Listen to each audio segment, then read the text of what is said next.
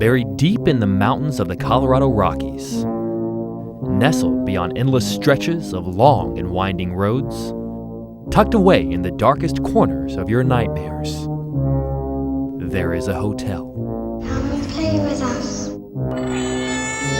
Its spirit would possess a young writer who only stayed one night inside its walls to put pen to paper and create one of the most horrifying tales of all time. Red rum, red rum, red rum. When Stephen King and his wife checked into this quaint and secluded hotel in Estes Park, Colorado 45 years ago, they were the only guest here as the hotel was just about to board up for the winter. But it was what happened over their one-night stay in this hotel that would change the face of horror forever. Welcome to the Stanley Hotel.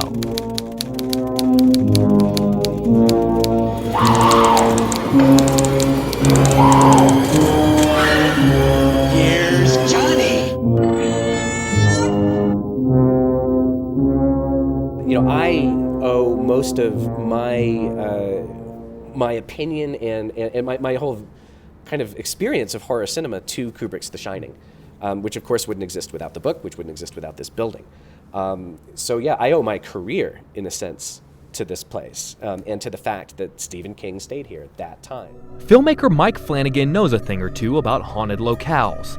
He's not only the dark mastermind behind the popular Netflix series The Haunting of Hill House, he's also the director of the upcoming horror film Dr. Sleep, based on Stephen King's follow-up to his classic novel, The Shining, a book that was born within the walls of the Stanley Hotel.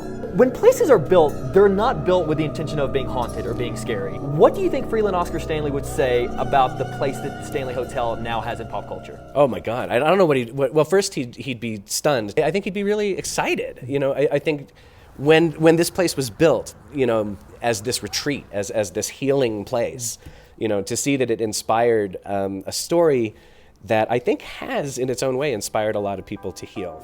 The Stanley Hotel was built in 1909 by Freeland Oscar Stanley, an inventor looking to give wealthy Easterners a hideaway of seclusion. Up until the 1980s, this hotel would famously close up shop for the winter, which is why in 1974, when a young writer named Stephen King and his wife checked in here, they were the only guest in the entire hotel because they were about to close down the next day. And they stayed right there in the now infamous room 217. What did you think struck a chord with Stephen King here in 1974 whenever he checked in? I tried to figure that out the first time I was here by just wandering through the hotel and trying to retrace his steps as well as I understood them. It's one thing to wander through the halls of that hotel just on your own. It's another, like when he's trying to wander back to his room lost. He's so drunk and can't remember where he's going. That's a profound sense of being lost in a structure that feels like it's closing in on you. King and his wife only stayed one night under the roof of the Stanley Hotel, but for the young writer, it was a sleepless one. King was plagued with nightmares of his son being chased and killed. He woke up in a cold sweat, lit a cigarette, and naturally began to write a story. A story called The Shining. And I think about him trying to find his room with Tabitha up there waiting. A hotel is a strange place to begin with, but an empty hotel. Yeah. At a period in your life where arguably you might feel more empty than any other time. Yeah. I think that's profound. The Shining was published in 1977. 3 years later, director Stanley Kubrick would adapt the novel into his iconic film.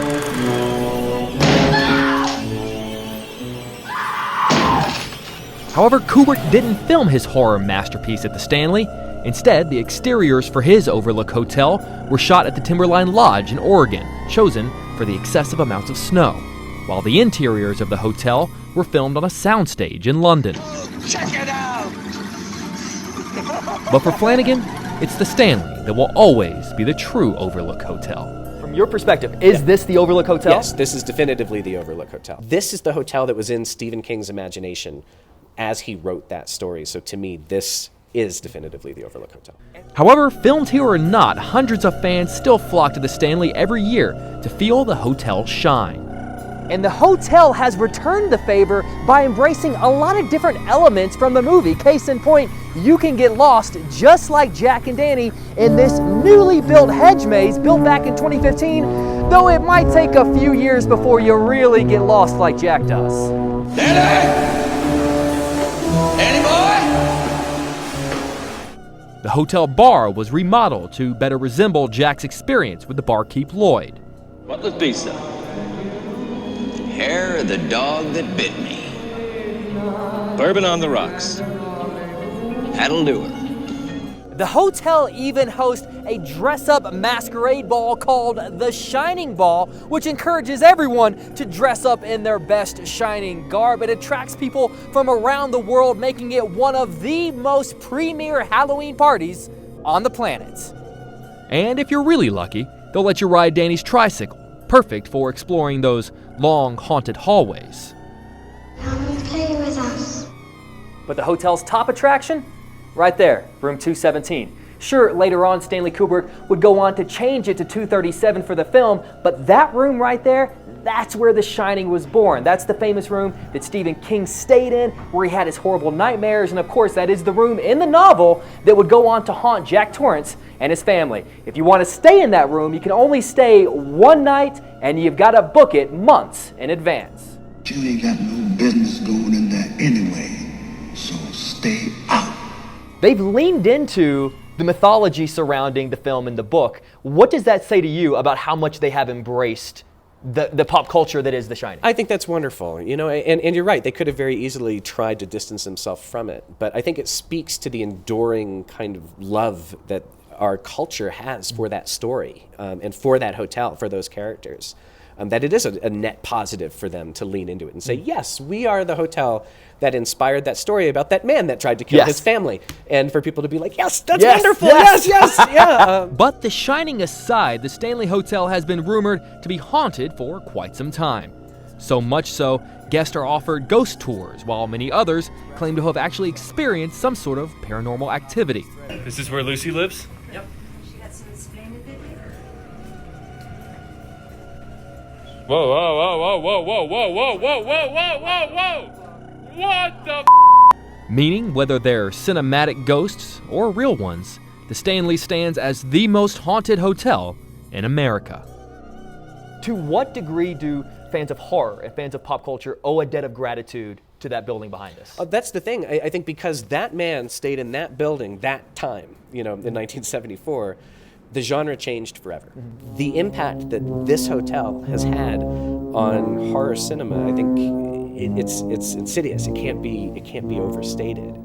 Whether you're a young writer struggling to find your next idea, a fan of iconic horror movies just looking for a friend, Come and play with us. or even the caretaker himself, But you are the caretaker. the Stanley Hotel has everything you need, as long as what you need is a good dose of fear. So come on down, check in, grab a room, get comfortable, but you better hurry. They've been expecting you.